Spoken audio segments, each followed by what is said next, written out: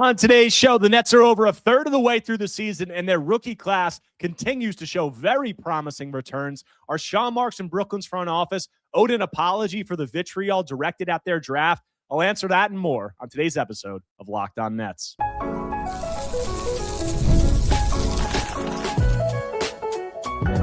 You are Locked On Nets, your daily Brooklyn Nets podcast. Part of the Locked On Podcast Network, your team every day. Welcome in to Locked On Nets right here on the Locked On Podcast Network. Now the #1 sports podcast network. It's your team, the Brooklyn Nets, every single day. I'm Erik Slater, Brooklyn Nets beat reporter for ClutchPoints.com. Thank you for making me your first listen of the day. The show is 100% free on all those great platforms. Today's episode is brought to you by Game Time. Download the Game Time app, create an account, and use code LOCKEDONNBA for $20 off your first purchase. And on today's episode, I got Lucas Kaplan coming on for a third of the way through the season rookie check-in. We're going to talk about each of these Nets rookies, what we've seen from them, their strengths, their weaknesses, and answer the question, is Sean Marks owed an apology for and answer the question, is Sean Marks owed an apology from all the people who clowned him and this Nets front office for their draft? All right, we got Lucas Kaplan back on the show now. And Lucas, we're here today to talk about the Brooklyn Nets rookie class and Sean Marks and this Nets front office. And are they owed an apology for some of the vitriol that was thrown at them after the draft? Because, this front office, obviously, 5 first-round picks, NBA record. A lot of people said that Egor Demin was a huge reach at 8, reach of the draft, and they were pretty much clowned by, a lot of draft people, some NBA people, people laughing at the draft room celebrations and all that, and it's too early to victory lap, in my opinion. But I think the early returns are trending in a direction where it looks like Sean Marks and this Nets front office, BJ Johnson, all the guys involved there, may have found something with this rookie class. So we're going to talk about all those guys. I want to focus on Egor Demin first because he's obviously the marquee name of this class, first lottery pick in 15 years. And Egor has been, following a rough start, pretty solid. And last night turned in one of his better performances of the season. 23 points, 7 of 14 from 3, sets a Nets franchise record for threes in a single game by a rookie. And the Egor Demin experience, it's just been interesting thus far because it's been nothing really, not nothing like, but it's been very dissimilar from what we saw at BYU. He's been mainly a three-point shooter, very little, live dribble passing, pick and roll reads and all that. And yet his impact, he just remains to be a positive impact player. And overall, I think that that's just a major positive for a player 19 years old who has the ball in his hands, is being asked to do as much as he is to be a positive impact player. That's a floor and a baseline that you can build from. Now, what does it look like moving forward? That's going to be the major question. But what do you think of Egor Demin's performance last night? And overall, just what do we make of this start? Because it's really been a pretty interesting start. Yeah, man, he's so weird. And I'm very happy that he's a Net and we get to talk about this weird, affectionately weird prospect. And obviously we love talking to Egor, and he's only 19. And so we have to keep remembering that he's only 19 whenever we talk about him. But not to do the whole Jason Tatum thing, but he's really like a tall passing, shooting wing. And my perception of how the Nets see him and what he's going to be is really different than I think what I heard a lot of this from draft circles when he was drafted, but I think different than what, the national media, people that don't watch the Nets as frequently may be expecting. This is not some Euro point guard that is going to, at least immediately, dice defenses up with the passing and the ball handling and getting into the paint. This is a tall shooting wing. And his best moments are, aside from all the catch and shoot threes, and kind of putting to rest this speculation that he won't be an NBA level shooter, extra passes so far and occasional closeout attacks and occasional handoffs, but he's not going to be for a while a high usage ball handler. And I think that in and of itself should really rewire the way we talk about and what we might expect from Egor's game. He's an off ball wing for a while now, it's going to be that way for a while. And it's so strange because, he's a prospect who, leading up to the draft and after the Nets made the selection, the first thing that came out of people's mouths talking about him was he's the best passer in the draft. Like, that's his skill. He's a savant reading defensive coverages, reading pick and roll coverages. And I wouldn't say we haven't seen any of that, but we've seen very little of it. I mean, it hasn't been the main thing that he's been doing. I mean, as you've said, like, he's spent time off the ball, but his best moments have come off the ball, and it's been in the form of 3-point shooting. And I think that this last game was such a good example and just a good encapsulation of that, because he scores, as I said, 23 points. He's 7 of 14 from 3, 0 of 3 from 2. He takes, nearly 5 times as many threes as he does twos. He has, 3 assists in that game, and yet he's still a +8. I mean, he's just like an impactful guy in that game, and it's kind of been the Egor experience thus far, and it's just strange to have a player who has this gift of processing and this gift of passing and just like this innate ability that few other players have, but some of these other limitations are just not allowing it to show. So that's going to be a big question of, can the Nets unlock that? But what you said about the positional argument, I mean, there's obviously been the debate, is he a point guard, is he a wing? Several draft people that I talked to leading up to the draft, a few of that I had on the show, said that they felt that he was going to be a wing in the NBA long-term because of the limitations as an advantage creator, as a ball handler, all of that. And I think that that's probably the most likely, outcome. But we've heard the Nets talk about it. Like, you obviously have a point guard, but 1 through 3, 1 through 4, they're viewing it as positionless, and they're aiming to just have multiple ball handlers out there. So Egor, what is he going to be moving forward? That's going to be a huge question. But in the now, you just look at the impact. Like, as a starter, Egor's at 11.3 points, 3.1 rebounds, 3.7 assists, 40, 37, 90 shooting splits. And if you break down just why he's been able to be impactful despite the glaring limitations as an advantage creator, the Nets are winning his minutes, during that span with him as a starter. And you really look at it, he's shooting 37.4% from 3 on 12.4 attempts per 100 possessions, which is pretty incredible. He's been okay as a decision maker, 3.7 assists to 2.0 turnovers, 1.85 assist to turnover. And the Nets are 2.8 points 2.8 points better per 100 possessions defensively during his minutes. So you just look at it like positive 3-point shooter, not making too many bad decisions, and is passing defensively. And that's, really all you need to be a positive impact player, at his size, at his archetype. I will say, again, it's so early, but I just didn't expect all of his impact to be tied to whether the ball's going in or not, and just whether he's making catch and shoot threes. You can't discount how positive the shooting start has been. You can tell it's still early. He still has some funky looking misses when he's kind of drifting one way or his feet aren't really set. But just the fact that you expect him to make every open standstill catch and shoot three is huge at this point. And I really don't know what to make of I have a little bit of a different view of the passing and processing, I think, than a lot of people.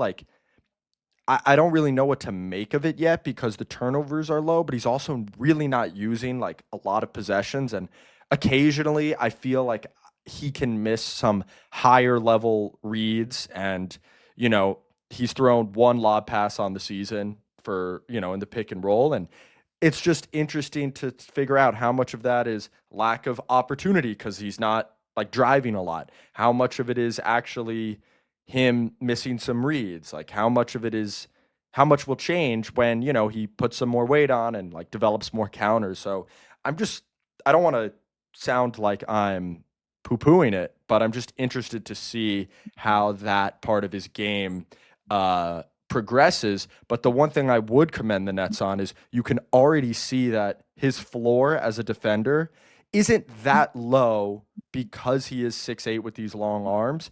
And even when he is the off ball and not really involved in the offense as a handler, you can see him make great extra passes. Yesterday against the Warriors, he kind of had a flash cut to the free throw line and immediately touch pass out for a 3-pointer. So you can see their belief that size and IQ will play all over the court. You see that pretty often, and he's only played 30 games in the NBA. So, to bring it back to Sean Marks and the draft and their organizational philosophy, pretty encouraging early returns, I would say, with a very divisive prospect. Yeah, and that was the first thing that Sean Marks said after the draft. He hammered home 2 points about the class, and he said guys who are sizable, multi-positional, can make things hard defensively. That was one. And then number two was guys who keep the ball moving and consistently make the right play. And that's both of what you just described with Egor, and we've seen that. And it's just offensively, like what you said about the passing and him missing some high-level reads and how much of a lack of opportunity in that. It's just so weird because I spent, leading up to the draft and after the pick, I spent a lot of time looking up stats, talking to draft people, and his pick and roll volume at BYU was just through the roof. And now I said it to you yesterday during the game, like how many possessions have you seen him turn the corner on a screen, get downhill, have a 2-on-1, make a live dribble read and a pass? Like you just said, he's got one lob on the season. How many times are we seeing him get downhill in the pick and roll and make those reads?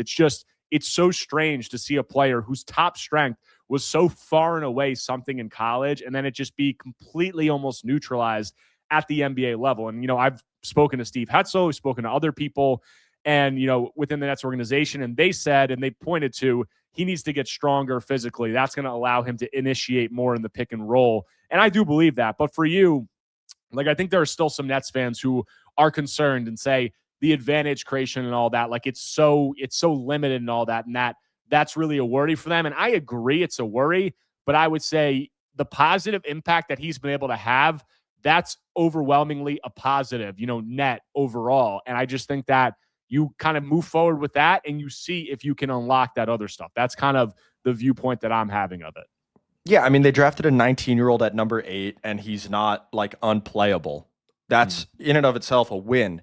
And the fact that he might not be this, and again, it's so early, I don't want to sound very definitive, but the fact that he might not be this high usage ball handler, he might not be a guy that you give the ball at the end of games and like run pick and roll with. Maybe he will be, I don't know. And like clearly he's shown some, like once every other game, like, oh, he came off the screen and got all the way to the rim. Like he has touched the paint. So I don't want to rule anything out. But even if he's just a complimentary player, he looks like a guy that is a high feel link player, like around other high feel guys, around other offensive talents. It seems like it'll be like a compounding thing where he'll accentuate the skill sets of others. He's a connective guy. And when you put him alongside, I think it's going to look a lot better. If the Nets do get that like high usage lead ball handler, let's say they get blessed and they get Darren Peterson in the draft, I think that's going to accentuate a lot of what we see from Egor Demin. Maybe it's not Darren Peterson. Maybe it's some veteran that they trade for, like whoever. I just think that there's a lot of NBA level skills, especially the three-point shooting, the defense, and the passing ability that he does have. And whether you can unlock that passing ability, some of that on-ball juice, and, kind of bring some of that out, that is going to be what the ceiling depends on. But the floor is looking pretty solid right now. But we have a lot of other rookies. The Nets have 5 rookies. 3 other are playing consistent NBA minutes right now, and all of them have shown promise. So which of those do we think has been the most encouraging? What should fans be looking for from them moving forward? We'll get into all that when we continue Locked On Nets after a quick break. Guys, during basketball season, there's nothing like being in the building, the energy, the crowd, that first big run that gets everyone on their feet. Fans want to be there for those moments, not stuck refreshing screens or guessing what tickets are really going to cost. That's where Game Time comes in. The Game Time app gives fans the advantage back, making it incredibly easy to score amazing tickets, fast, simple, and without the guesswork. Guys, browsing the Game Time app is straightforward and intuitive. Finding tickets takes just a few taps. Seeing the view from your seat before buying makes choosing tickets easy and confident. Prices include fees up front, so the total is clear from the start, and features like zone deals help unlock great seats at even better value. So take the guesswork out of buying tickets with Game Time. Download the Game Time app, create an account, and use code LOCKEDONNBA. That's LOCKEDONNBA for $20 off your first purchase. Download the Game Time app and get in on the action. Coming back from the break on today's Locked On Nets episode with Lucas Kaplan, a rookie-centric episode we're rolling through right now, just hit on Egor Demin at the top of the show. And now I want to talk about all the other Nets rookies, but focusing on the ones that are playing in the NBA right now. And I want to start with Nolan Traore because he's the guy who I think has been the most notable, during these past few games, just for the fact that he's finally getting consistent NBA minutes. And he's a guy who looked really rough during the preseason, pretty rough during his early NBA opportunities, or one opportunity that he got, and then some of the early G League games. And he's come in since then And the confidence is just on a complete 180. Like Jordy Fernandez said before the game when we were talking to him before the game yesterday, that he felt that Nolan early in the season he'd miss a shot or he'd have a turnover. He'd put his head down. He thought that the confidence was lacking. And then Nolan went into the G League and completely went on a tear. And the confidence is just done a complete 180. And I think that we've seen several encouraging flashes in these last few games in several areas in terms of his ability to get downhill and show off that speed, his ability to be a three-point shooter like he did last night, and then also the defensive competitiveness.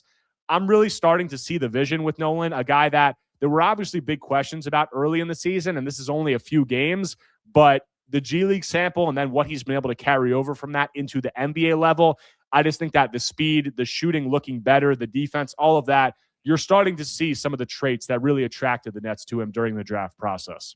Yeah, I really didn't think he'd be having any consistently long stretch of positive minutes at the NBA level this year. And it's just really hard for guards that don't tear it up.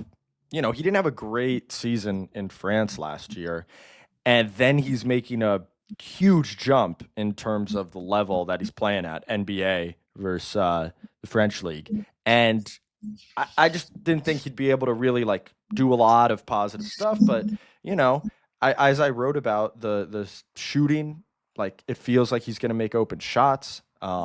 We've seen some of the speed and touch combo and like that lead to productive drives downhill. And he's long and quick and competes defensively. He's not, you know, like Trae Young or Jalen Brunson sized out there. And you can see the outlines of it. And again, this is another guy. It might be like less on the ball, less constant, like high pick and roll than we thought, or at least he played at in his pre-NBA career. But, you know, really encouraged by the last couple of weeks for him.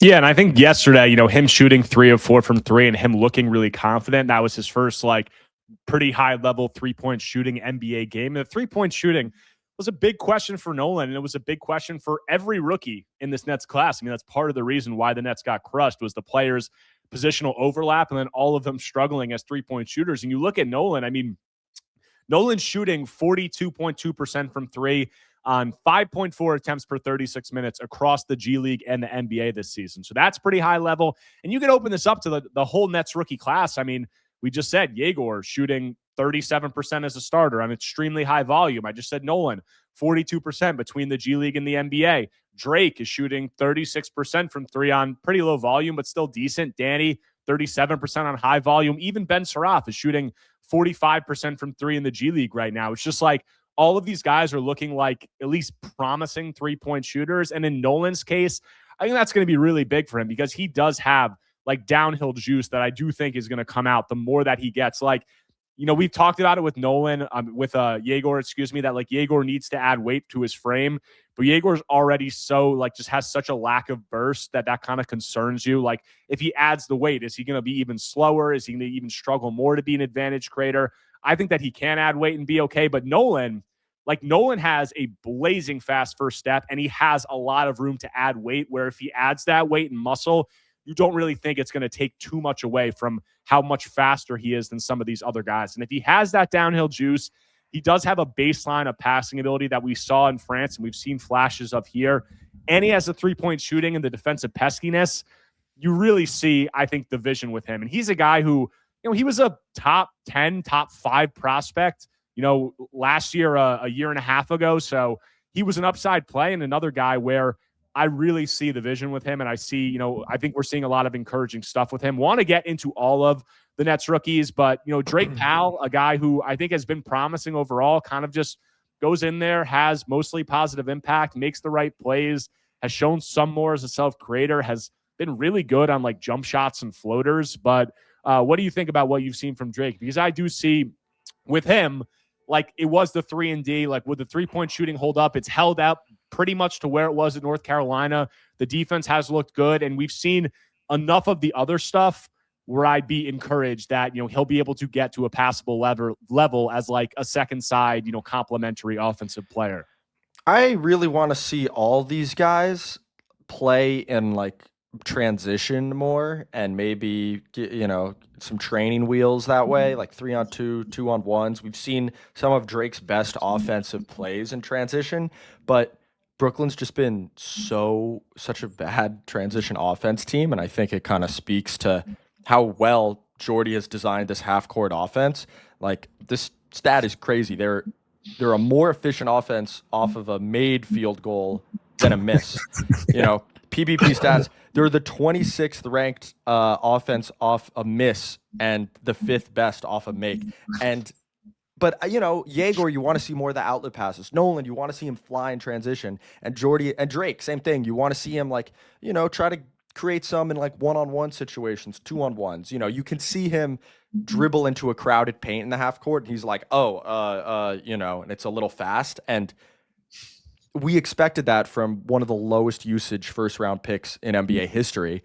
And he's had a really interesting start because he's shooting pretty well from everywhere, but I don't really know how to scale up his offense to where, last night he was like pretty invisible, and all the rookies kind of go through that, and that's fine.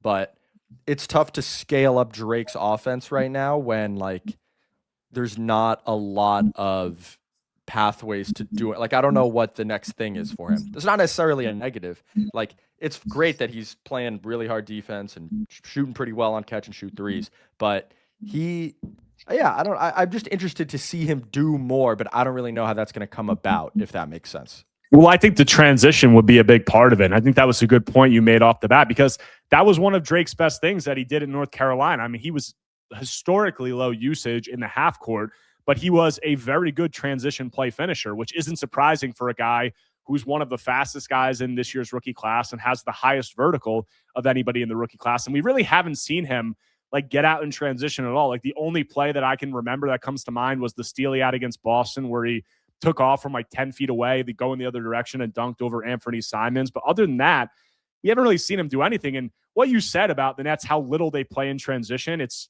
pretty crazy considering the fact that they're still attempting 41 threes per game and are top 5 in the NBA in three-point volume and seemingly are barely ever out on the fast break. But that's something for Drake that I think is really going to help him, because he's a guy who I think really fits that vision. I mean, they have some pieces who can do that stuff. Like, Nick Claxton can run the floor, obviously. Drake can run the floor. They have some athletes on this team. They just haven't been able to get out in transition. I think having all rookie ball handlers is a big part of that. But yeah, I would like to see that a little bit more from Drake. But I do think that, the three-point shooting and really just the shooting from everywhere, like the mid-range touch, the defense that he has been able to show. And if you add in some of that, transition play with his athleticism, that would get me pretty encouraged about him. Moving forward to Danny Wolf, a guy who came out on fire, has cooled off as of late. The Nets offense is actually significantly worse with him on the floor, but he's one of the best defensive rating swings in the NBA. It's been, tough to know what to make of Danny, but overall, I think that we've seen with him the three-point shot has looked good, even though he was really hot to start. He's cooled off a little of late, but it's looked good. And then we have seen the advantage creation play. We've seen him get downhill. He struggled and missed some shots around the rim that I think that he could make, but I think we've seen all that stuff. And I think defensively, him holding up pretty well, relative to what the expectations were with him playing power forward and playing on the wing. He's another guy that I would be really encouraged by. It's cooled off a little bit as of late, but I think that he's answered a lot of the questions that people had about him going into the draft. Yeah, I was really interested to see the big swing thing for Danny with me was at Michigan last year. He shot something like 65% at the rim, and about 2/3 of those makes were unassisted, which is pretty crazy for a 7-footer. And so if that is going to translate in any way to the NBA, I was really okay, we have something here, right? And such a small sample size, he's only taken 32s or something like that. So if you get 2 friendly bounces, your percentage fluctuates wildly. But so far he's been, when he's not making threes, at least he's still trying to do stuff and involving himself in the game, which makes him different than other Nets rookies. But now that the kind of threes aren't falling, he has some stuff to figure out. And I think teams are maybe playing him a little bit less closely on the arc. The defense, again, like him and Dayron, I think you have this. There's a lot of rebounding. There's a lot of size. We saw him, make a couple stops at the rim last night against the Warriors. But he's another guy that I think just the Nets need a while to like just gain information on him. Like I kind of compared him to Noah Clowney, not similar play styles at all, but the Nets used Clowney's whole rookie season to experiment with him in the G League, to play him at center, to like do all these different things with him. And then at the end of it, they were like, okay, this is kind of what we think Noah is. Danny's 21, so you might not have that luxury of stashing him in the G League the whole year, but I think it's going to be a lot of, what situations does he do really well at? And I've admired Jordy for like putting him in 4-5 pick and roll with Dayron. And so we'll see. I just want to see him like continue to refine really that area of scoring in the paint, because he hasn't been great inside the arc, but he hasn't been like a disaster, and he's certainly shown flashes of being productive inside the arc. So that's kind of where I'm at with Danny. I feel way too soon to have any like strong opinions about his play so far. And we haven't seen him play center at all, like even for a single minute in the NBA. And how much of that is the Nets viewing him as, a power forward or a wing versus them, having Nick Claxton and Dayron Sharpe needing to get the center minutes. I mean, that's to be determined. I probably lean towards the former, it seems like. But the versatility is one of his greatest strengths. So I would like to see him do some stuff at center and just have him out there with a lot of floor spacing and not like, all floor spacers around him. I mean, we really haven't seen him. I think they've run like a few inverted pick and rolls possessions where he's screening for Nick as like a ball handler, but we haven't seen too many like him screening for Egor or one of the guards or Cam Thomas or somebody like that, him being a short roll guy. Like we just haven't seen that. And I think that's like another area of his game, especially the playmaking ability that he has that can be unlocked that we just haven't seen yet. So I'm excited to see them do that somewhat. I don't know when that will be, but you'd think they'd like to get a look at that at some point throughout the season. Last thing I want to close this show out on is Cam Thomas obviously has come back to the Nets, and Cam is in the second unit, and 3 of these 4 Nets rookies are playing alongside CT in the second unit. And in the first game, it looked pretty good, really good. The second game, it didn't look so great. So what are we looking for from that, and how do we feel that Cam's return is going to impact these rookies moving forward? We'll get into all that when we close out Locked On Nets after a quick break. Guys, Fridays already feel different during basketball season, and FanDuel is making them even better. Every Friday night before the games tip off, FanDuel gives fans a new way to kick off the weekend with NBA Happy Hour. NBA Happy Hour is your official pregame, a limited-time window where special offers drop right inside the FanDuel app before the action starts. Fridays from 6 to 7:30 Eastern, I become appointment viewing with NBA Happy Hour. Opening the FanDuel app during Happy Hour always brings something new. Bonuses, boosts, and surprises. It's easy to check the weekly special before tip-off and make a move before the window closes. The timing is perfect, right before the games and right before the weekend starts. It adds an extra energy to Friday night basketball without overthinking it. So before tip-off, check the FanDuel app and see what's dropping during NBA Happy Hour every Friday from 6 to 7:30 p.m. Eastern. A little basketball, a little action, and a whole lot of Friday energy. That's NBA Happy Hour only on FanDuel, the official sportsbook partner of the NBA. All right, coming back from the break, closing out today's Locked On Nets episode with Lucas Kaplan, focusing on Brooklyn's rookies. And Lucas, 3 of those 4 Nets rookies these last couple games have played the majority of their minutes alongside Cam Thomas in the second unit. The Nets' second unit, since Cam returned, has gone to Cam, Nolan, Drake, Danny Wolf, and Dayron Sharpe. And in the first game, it looked really good. I thought that, Cam obviously did most of the stuff. He scored 30 points in 20 minutes. The rookies were involved, I think, more. And in the second game, the Warriors got a little aggressive defensively. They started blitzing Cam, and the ball really was sticking a lot more. It didn't look as good as it did in the first game. And these rookies were really just bystanders. I mean, I think Nolan took 4 threes. Drake and Danny took 2 shots each in 20 minutes. So they really weren't doing much. And that was a little bit of the fear I had with Cam coming back, and was part of the reason why I questioned whether it made sense to bring Cam back. Was these rookies, a lot of them standing around and watching Cam Thomas and just being bystanders. That's not benefiting their development, and that's what it devolved to into this second game, and it didn't look good. So that's something that I hope that the Nets avoid moving forward, and I think Jordy is very cognizant of that, and I think that's why he limited Cam's minutes down the stretch of that game. But it is, a tough thing when you have Cam in the second unit and his best thing is, obviously his scoring and he's this high usage guy. How does that mesh with these other rookies who you want to see get added on-ball opportunities as the season progresses? Yeah, I think the Warriors blitzing a lot. Much obviously the Timberwolves don't really blitz at all with Rudy. They like to keep him near the rim, and then they don't really play Berenze off the bench, and so they kind of switch a lot. And I think that was very comfortable for Cam in his first game back, and then this sped him up a little. And it's only been 2 games. Jordy did say, like, despite that it was not a good game for the second group, he still has faith in them. I don't know if that means he's not ready to like change up the rotations. Again, maybe it does, maybe it doesn't. Only 2 games, but hard to make any definitive conclusions about it. It is obviously a worry that they are just going to be bystanders. There were some possessions where, CT catches it with like 13 on the shot clock and doesn't either pass it until like 4 on the shot clock or just uses the rest of it to take a tough shot.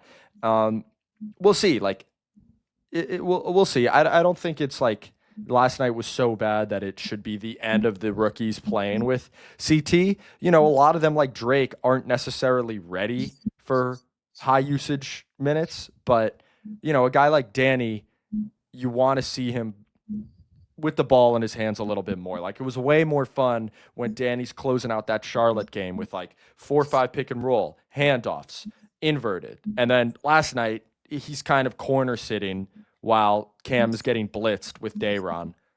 So not the most fun game for that second unit, but they've had one good one bad one. So we'll see. We'll see.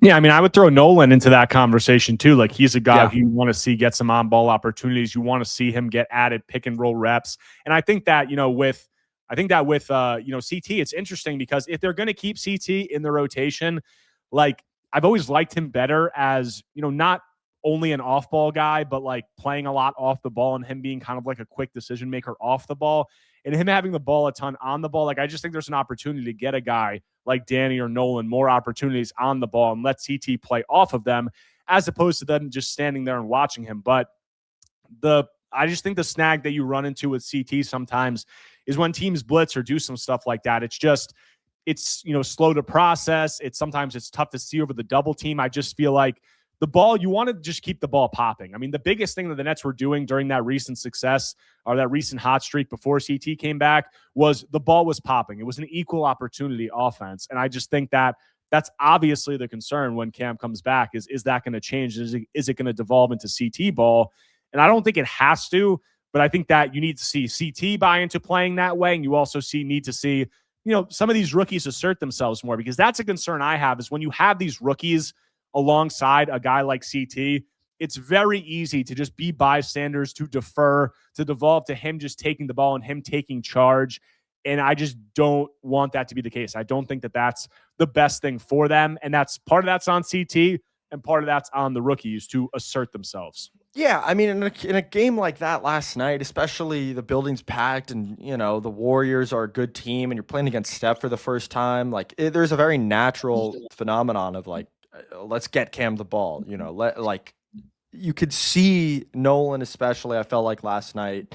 And I'm not, again, this doesn't really reflect negatively on Cam's, attitude or disposition or whatever you want to call it, but you do see them kind of get out of the way so Cam can cook. And I didn't feel like that was 100% the case against Minnesota, but maybe I'm a little blinded by the fact that he shot so well. That's what I think. It was different. Like, it was different from Minnesota, but I think a lot of the times with Cam, it looks great when it's going in, and you think that the process is a lot different when the shots are going in. And he did different, but not a ton.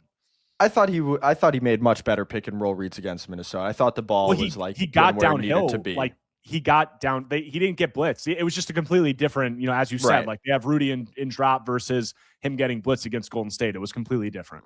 Yeah, the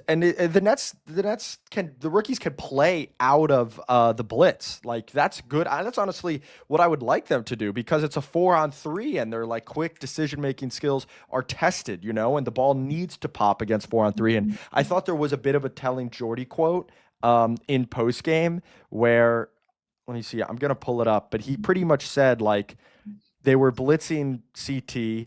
Because I think you asked him if, like, why he felt like the bench didn't have as much success as it did. And he said, this is a very good defensive team, and they're trying to be very aggressive with CT, which, we knew was going to happen.